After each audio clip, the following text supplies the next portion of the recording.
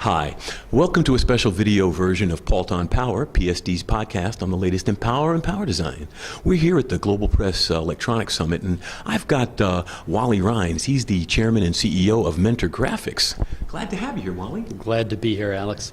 The pleasure is ours, because a lot of people forget that system design is actually also power design. The goal is not just to make a better product, it's got to be more efficient, it's got to have better thermals. There are a lot of things involved that are intrinsic to power and power considerations. Would you believe so? Oh, absolutely true. In fact, today, probably power is the #1 issue that we face, and it's not just chip designers, it's system designers as well.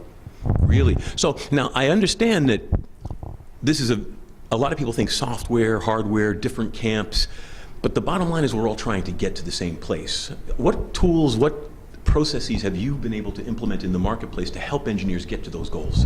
So most of the emphasis in the last decade in the EDA industry has focused on the physical design and to some extent the logic design because there were very obvious things you could do with design tools, with multiple voltage islands, power up, power down, construction of logic in a way that would minimize power. But the really big impact items increase as you move to a higher system level.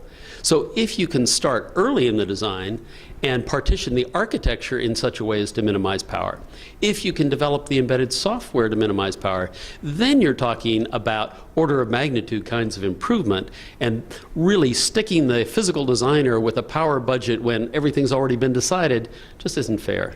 Well, it may not be fair, but it happens all the time. It certainly does. And we need to help those designers in their work. But the most important thing for the enterprise when you're designing, whether chip level or system level, is to start designing for low power at the beginning of the process, and you can cause dramatically more impact that way. Well, yes, that's true, because a lot of companies, they start their design, they get into it, they realize they're getting into some trouble, and then they go, help us, your magic software will solve everything. Yes, well, the EDA companies try very hard, but remember that getting accurate power estimation is quite difficult until you decide how you're going to implement. So what's evolved in recent years, at least at Mentor Graphics, have been tools that let you deal at an abstraction level where you can assess power performance trade-offs at a very high level before you've written a line of RTL. And at that stage, you can make important decisions about the architecture. And the power estimation models can be extracted from gate-level models or RTL-level models, but they run at very high performance because they're at a system C level or other higher level of abstraction. And they're really designed for people in the architectural stage of system trade-offs. Mm-hmm. Now, let's say, for example, I'm a systems engineer and I'm a hardware guy specifically. I don't necessarily have a software group in my building, but I want to get into this. What kind of support do you offer a company that doesn't have really a big software team, as it were? So this is the gold mine of the future, because today embedded software developers really don't, in general, view low power as their responsibility.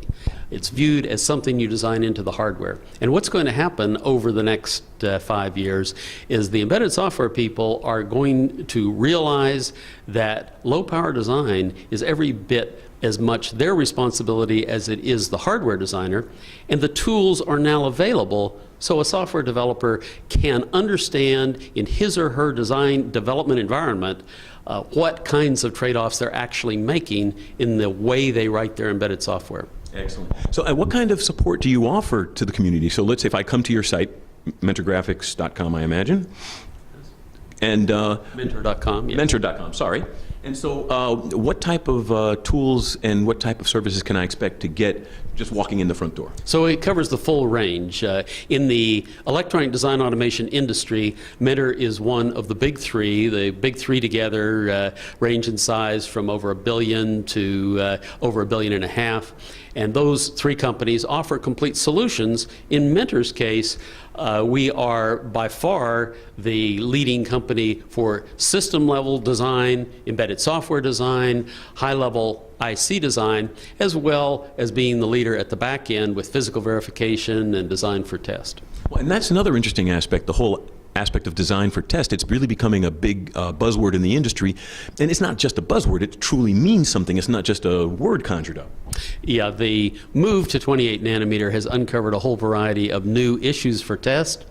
And companies that thought they were shipping single-digit parts per million defective have suddenly discovered when they do design for test in a cell-aware way rather than simply a stuck-at-fault way, that they may be shipping orders of magnitude more defects than they actually realized. Well, that's a very significant thing. So, is there anything else you'd like to leave the community with before we close out this interview? Well, I'd just like to emphasize that designing a system for low power is a system problem.